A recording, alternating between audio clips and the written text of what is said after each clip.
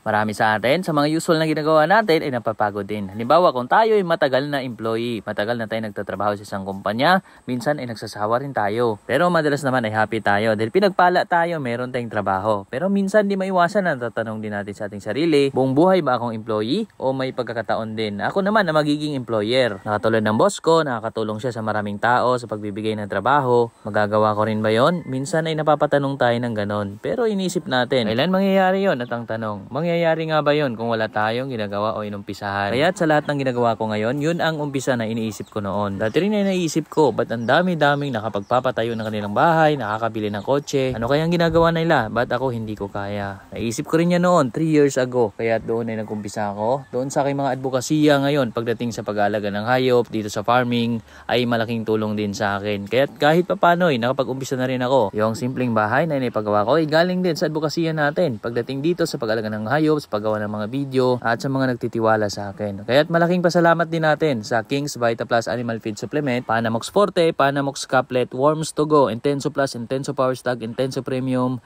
King's Vita Pet at ang buong CAM brand management na nagtitiwala sa atin. Malaki ang naiambag nila dito sa aming pamumuhay sa bukid at lalong-lalo na dito sa mga alagang hayop namin. Dito rin sa pag-alaga namin ng iba't ibang hayop ay may malaki rin tayong posibleng patutunguhan dito. Lalong-lalo na dito sa mga kambing, kapag naparami na natin sila ay posibleng magbibigay rin sa atin ito ng dagdag pa na additional source of income dito sa bukid. Kaya mga kambing ay mabilis din itong maparami, lalong-lalo na at sa loob ng 2 taon ang mga kambing natin ay nanganganak ng 3 beses. Dito sa kambing, pagsapit lamang ng 8 buwan ay sila ay nag-uumpisa na rin na maglandi. At kapag naglandi na o nasampahan na, pagsapit lamang ng 5 buwan ay nanganak na yung mga kambing natin. At maganda pa dito, mga kambing ay nanganak ng isa, meron ding mga nanganak ng 2 o twins, at meron ding nanganak ng triplets. May iba nga 4 pa yung nagiging anak doon sa mga kambing nila, sa mga inahing kambing nila, kaya't mabilis nilang napaparami yung mga kambing nila. Isa pa sa napakagandang advantage sa mga kambingan ay hindi mo na kailangan na bilhan palagi ng feeds. Dito pa lamang sa mga damo ay sapat na sa mga kambing natin,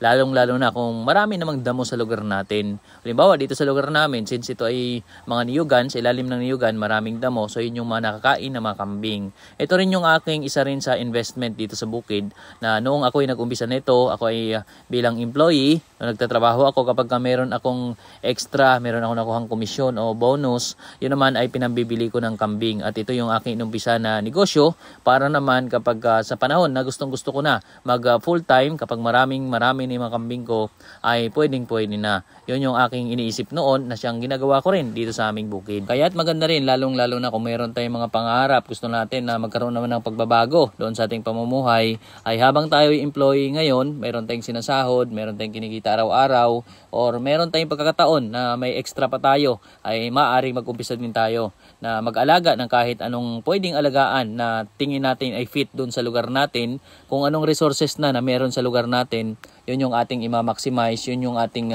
pagandahin or paramihin. Katulad dito sa lugar namin, maraming damo, so nag-alaga tayo ng kambing, at marami din tayo ditong pwedeng itanim na siyang ikapakain doon sa mga native na baboy. Kaya dito, may mga alaga din tayong mga baboy na kumakain ng mga tinatanim natin na kamote, kasaba, gabi, at marami pang iba na available na sa paligid. Dito sa amin, ang mga inahing baboy, mga kambing ay naka-free range din dito sa aming nilambat na medyo malawak din na area, malawak na space, kung saan dito ay nakakain sila ng mga damo, mga insekto.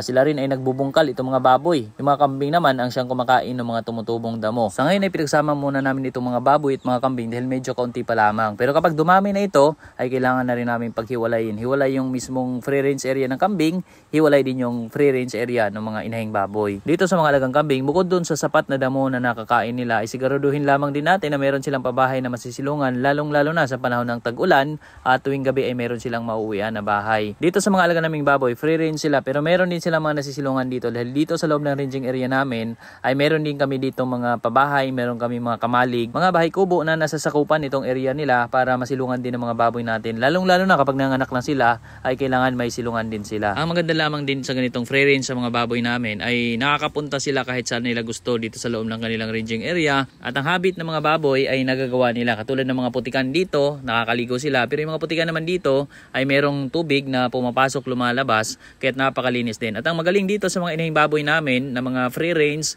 sila din ay sanay na doon sa kanilang kainan sila ay kumakain lamang doon. Pagkatapos kumain sila ay lumalabas, naghanap sila ng damuhan din sila na dumi, At doon naman sa kanilang liguan ay hindi na sila doon nagdudumi. Dahil nga sa lawak na rin naman ng area na ito, so talagang nagagawa ng mga baboy natin lahat ng mga gusto nila, yung habit nila. At ang mga alaga naming baboy dito, sila ay mga upgraded. Maraming mga nagtatanong sa atin anong lahi daw itong mga baboy. Iba-ibang lahi na itong mga baboy natin. Chapsoy na kung tawagin. Dahil dito sa lugar namin, dito sa bukid, madalas kung ano yung barako na meron sa kapitbahay, doon pinasampahan. Minsan black yung barako, yung inahin ay puti. So nagkakaanak pa rin ng puti at meron ding mga anak na black. Kaya dito sa amin, itong mga inahing baboy namin at sila din ay nanganak ng minsay kulay itim, puti man sila. May mga nanganak din dito ng black at sa mga black naming baboy ay nanganak din ng puti.